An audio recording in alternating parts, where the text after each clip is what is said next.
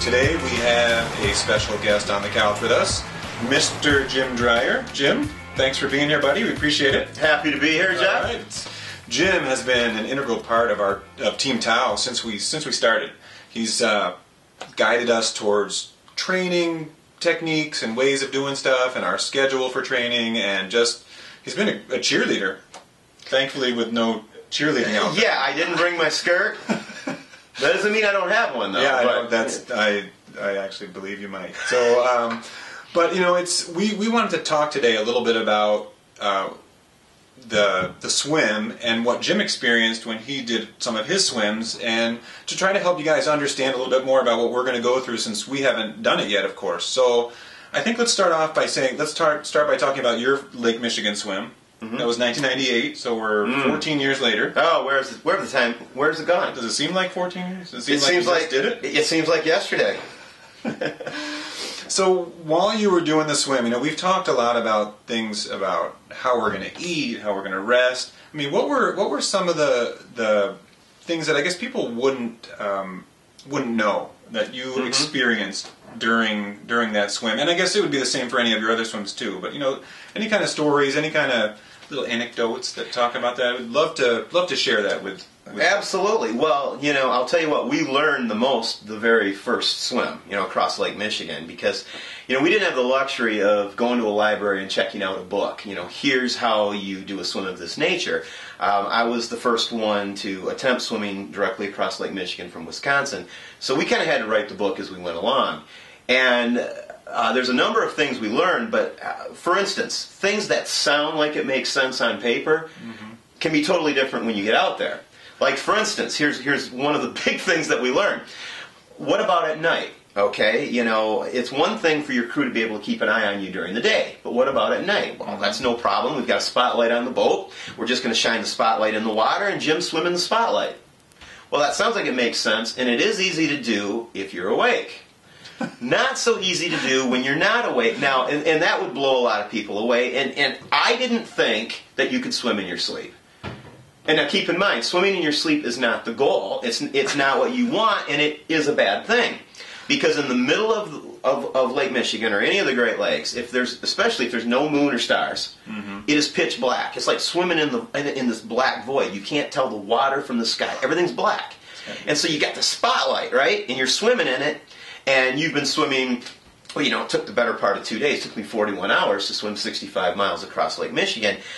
Your body, after a while, it goes on automatic pilot, and your brain takes you to a happy place. Now, that's not bad, but your body keeps going, and you're sound asleep, and you're swimming. And if you swim outside of that spotlight, you're gone. You're wearing a black wetsuit, and you swim into this black void. They can't see you. So twice during that Lake Michigan crossing, I woke up swimming alone in the middle of Lake Michigan. Do not try this yourself at home, okay? Do not try this yourself. It's a very rude way to wake up. And they start immediately, they get on the horn on the boat trying to wake me up.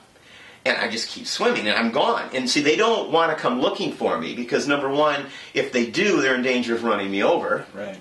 Number two, the other thing they could do is if they don't know where I am, so if they're moving in the wrong direction, I could just chase them for the rest of my life. So the goal is wake Jim up and let Jim find you. Okay. And so you wake up, and your first thought is, okay, where am I? Where am I? And then, oh my God, I'm swimming in the middle of Lake Michigan, and where's my boat? Oh, there it is off on the horizon. That's something we didn't expect. Is that a good anecdote? I think that's a pretty good story. Okay. I think you'd be and there's more. freaked out. I think I'd be pretty freaked out to wake up in the middle. Actually, it seems funny to actually imagine that you could sleep during that. And obviously you're unconsciously just turning your head and breathing. Yeah. I mean, you were just... It's muscle memory. It's muscle memory. Your brain, like I said, takes you to a happy place. Your body keeps going. That's awesome. That is awesome. It's kind of crazy. That is crazy. Another question that we get a lot, actually, is about how we're going to eat during this whole thing and what we're going to eat. And we've talked to Jim about this, actually, a lot, and we've gotten some really good advice. But I'm going to have him talk a little bit about what he's learned, not just from what you eat, but actually even how you eat, because it's a whole process to do it, and it's where the crew really where it comes in handy. It's really where the crew is doing their job to make sure that we stay fed and we stay healthy. So let's talk a little bit about how do you eat when you're in the middle of the lake? Well, you actually you pull a fish hook and you just kind of troll. You just kind of troll, I just pull it and reel it in, right? Did you catch something? Well, sometimes the crew's fishing, and they'll catch me right, like hook right on the side of the jaw. As long as they fish on the other side of the boat, that's fine. No, actually, seriously, it's almost like, I've never been in outer space, but I always wonder if it's like, eating with space travel. I mean, it's not like zero gravity or anything, but it is different because if you think about it, well, let me say this to the viewer. Usually when you have a meal, you're sitting at a table, you're sitting on your couch in front of a TV with a TV tray. This isn't like this, okay? You're swimming, you're in the water, you're not allowed to touch anything for support, so you can't even hold on to the side of the boat to eat. You're eating while you're treading water, okay? Now, also keep in mind that you're horizontal. It's not like sitting at a table where gravity is helping you digest, right? You eat, gravity pulls it down into your stomach. Imagine eating every meal laying on your stomach and having to digest that way while you're exerting. It's not like you're just laying there sleeping. That's true. You're exerting. Now you need to keep this food down. So it's going to, at times, wreak havoc with your digestive system. Awesome. Yeah, so you have that to look forward to. That's exciting. And now, where does the crew come in? Obviously, the crew's feeding you. I mean, that's tremendously important. And we could get into all of the types of nutrients that you need and everything, but that's a whole other subject. And we've kind of talked about that and laid that out. What's important is, as things are, your digestive system, it's havoc. And hopefully that's the exception versus the rule. But there could be times where it's just like, even digesting horizontally, you don't want to eat. You don't want food. And you want to turn it down. Look, I just want to keep swimming. Please do not force feed anything more into my gullet. And your crew, knowing you need these nutrients, if there's any chance of being successful in the swim, they have to force feed you. And they have to say, Jeff, Sarah, listen to me, you gotta eat. And they have to force you, and you have to listen to them. You have to relinquish some of the control and just say, look, I've been swimming for the better part of 2 days. My brain is turning to oatmeal. I'm having a hard time processing thoughts. You've had at least a few hours of sleep on the boat. I'm going to listen to you and trust that you know what you're talking about. If I'm supposed to eat this, I got to eat it. That's good advice. Yeah, that's good advice. Have to eat. Yeah, we have to eat. And then as far as the actual way that the feeding happens, you don't actually kind of pull up next to the boat and just kind of hang on. You've developed a little contraption that we're going to use the same kind of thing where literally it's 3 or 4 water bottles tied to the rope? Yeah. And then that literally gets tossed out to us, and then we'll, tread water, drink what we need to drink, take any pills we need to take any pills, and then toss it back, and then keep on moving. You really don't even have to toss it back because it's on a big spool, and they can reel it in. So you're just kind of treading water. You're taking what you need, and when you're done, you just drop it. They reel it in, and you're on your way. Awesome. That's going to be fun. It's going to be fun. I've never seen any Golden Arches or Burger King drive-thrus out there, even once. So you're pretty much stuck with the feeding apparatus and whatever your crew gives you. All right. So enjoy. Bon appetit. Yeah, that sounds good. Okay, so we've talked a little bit about sleeping. We've talked about eating. Mm-hmm. Well, after you eat, other bodily functions kick in. Yeah. Oh, yeah. Oh, I see where you're going. I see where you're going with that. Yeah. Okay. Yeah. It's probably the number one question we get is where, obviously in the lake, but how do you go to the bathroom when you are out in the middle of the lake? Number one and number two. Yeah. It's the number one question I get, too, when I'm out on the speaking circuit. Question? Yeah, well, the number 2 question. No. Anyway, when I'm on the speaker circuit, and especially if I'm talking to kids don't care. They'll ask anything. That's the first question. How do you go to the bathroom? Adults usually will not ask the question, but they're thinking. They want to know. Everybody wants to know. Everyone wants to know. Well, the fact is, it's a swimmer's secret. I usually don't give out this information, but what the heck. You do pee in the pool, okay? You do pee in the pool. And that's the thing. You are wearing a wetsuit, and when you have to go, you just go. I mean, it's a big lake out there, and it does get diluted, so don't freak out when you go swimming at the lake. It's okay. Now, the whole number 2 thing is a whole different thing, and you don't want that to happen. You just don't, for obvious reasons. And the thing is, if you're not sick, and I did mention about the havoc that can be wreaked with your digestive system. So getting sick is a very, very real thing. But if you don't, it's amazing. your body, because you're exerting so much for such a long period of time, your body really does use up most everything you put in it. So even if you don't get sick, and there's the big if, when your swim is done, you're going to get out of the water, there's going to be a press conference, right? And they're going to have the microphones in your face, the reporters, and you would think that you would just say, hey, can you guys wait a minute? I got to run to the bathroom, you know what I mean? But it's not like that. Even though you've been swimming for 2 days, your body's been using up everything you pretty much put in it, and you get through that half-hour press conference, and then you go to the bathroom. It's a little more leisurely. This isn't true if you're having, digestive upset. And then you can run into some real problems. And, things like milk of magnesia becomes your best friend. Imodium. I take it as a preventative. I take it as a preventative ahead of time. And as long as you eat crackers or something for it to hold on to in your system, that helps.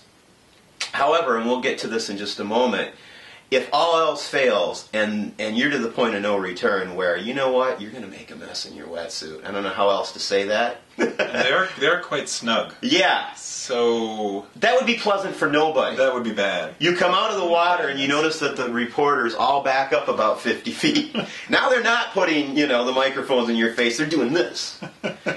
So there is something you can do if all else fails. Maybe we should... Want to show how this works? You know what? I'll demonstrate, because it really is very important. If everything goes wrong and it's like, you know what? There's no turning back here. There is something you have to do to take care of that. And I'll show you. All right. Let's do it.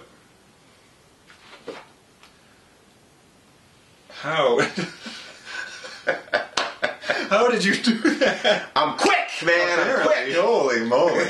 So I guess we're going to get that demonstration of how it works, or maybe just talk through it. You want to just talk through how it works? Well, yeah, but I think a demonstration would be in order too. Make sure you have the kids out of the room. But yeah, there's certainly, when you reach that crisis mode and it's like, there's no turning back on good old number 2 here. Mm-hmm. What do? Well, it's very important with your wetsuit, and so you can't just buy a wetsuit like this. You put a custom fly in it. You get a custom zipper put in. And even if you never have to use it, which you hope you never have to use it, just that peace of mind of knowing it's there, because if it's not there, oh my God, then for sure you'll have to use it. To do it, yeah. And then you're just hitting the Pepto-Bismol and the Imodium. Please, God, for the love of God, please. Please, Exactly. Right. So you get that zipper put on, and should I... you know what? I'm gonna. This is very important, because see the zipper. Make sure the kids are out of the room.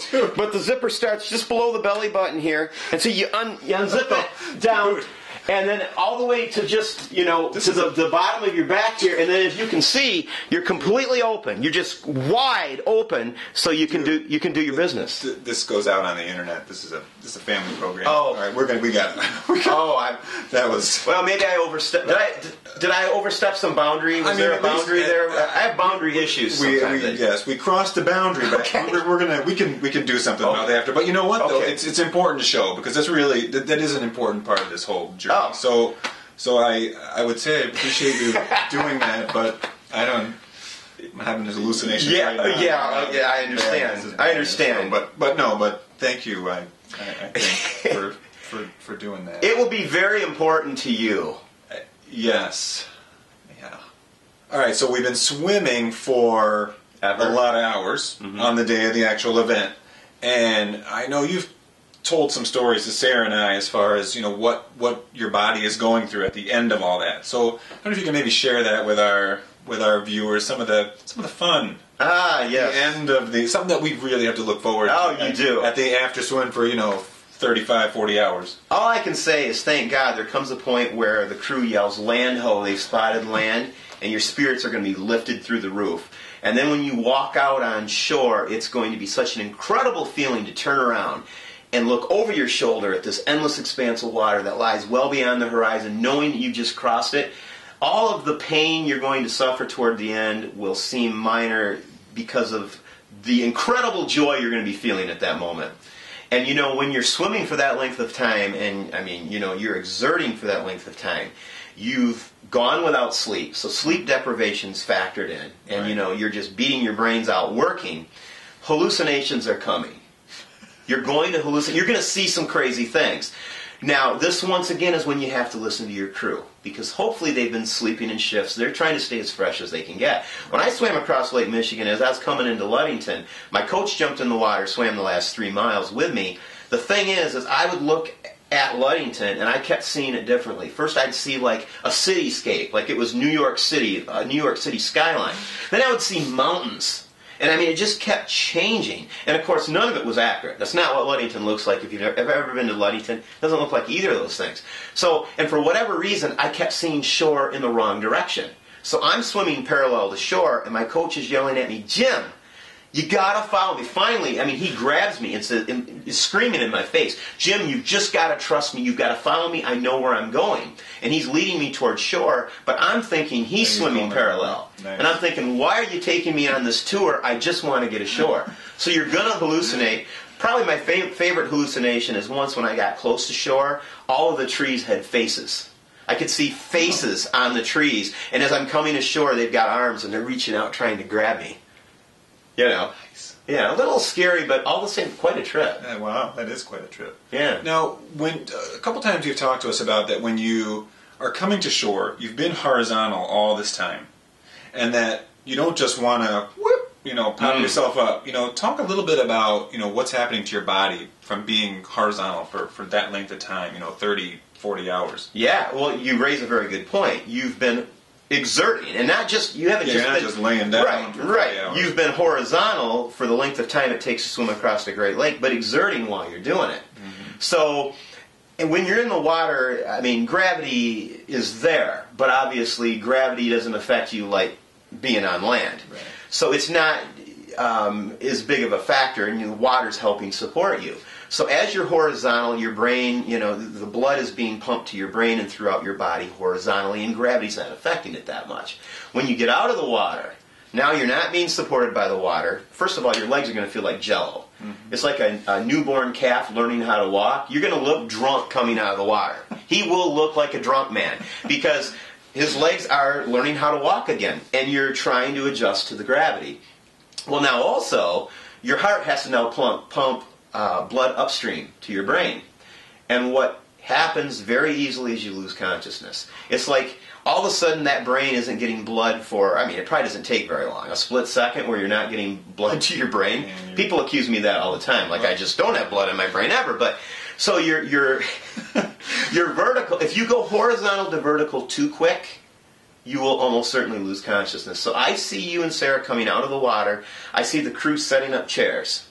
Mm-hmm. And even with a chair, you're partially vertical. But, the chair is taking the brunt of the gravity. Mm-hmm. And, let's do the press conference while you're sitting down. And then when you feel up to it, you start gradually standing up. Do you adjust coming in, like as you get to the sand? Do you do any of that there, where you're kind of walking out, so it's just slow Absolutely. Rise up, just Absolutely. To get some of that in? As soon as you can touch the ground with your feet, because then the water's going to be up to your neck. So you're still being supported, but you're giving your legs a chance to adapt. Mm-hmm. And then as you get shallower, you adapt, and you get shallower, and you adapt. So yes, you're going to want to run ashore because you're so excited. But actually, and we're going to be excited to see you, and we're going to want you to come ashore, but take your time, because it's really, really hard to conduct a good press conference when you're unconscious. Yeah, that's what I found. It a little bit more difficult. It's not as easy. It's not as interesting either. No. Good. Well, thanks so much for that. It's awesome. Yeah. Well, Jim, hey, thanks so much for being here today. We really, really appreciate it. This was great information, so we hope all our viewers out there that you guys learned some great stuff about the swim that we're going to be doing from the man himself, who has done many, many of these swims. So we're excited about it, and we really appreciate your help through all this. It's been awesome. Thank you so much. Happy to be here. And after you've learned about some of these insider tidbits that I've given you about marathon swimming, there's probably going to be a lot of people out there now who want to take up this sport, I'm guessing, because I made it sound so glamorous. Yeah, it did sound really glamorous. I like the trees with the faces. Yeah. I think that's appealing to a lot of people. If there's no other reason to get involved in the sport, do it for the hallucinations. And it's legal. It's completely legal. That could be the tagline. We're doing it for the hallucination. That's right. I like that. That's right. All right. Well, thanks everyone for being here, and we will catch you. These guys next week are going to do great. They're going to do great. Thanks, Jim. We'll see you guys.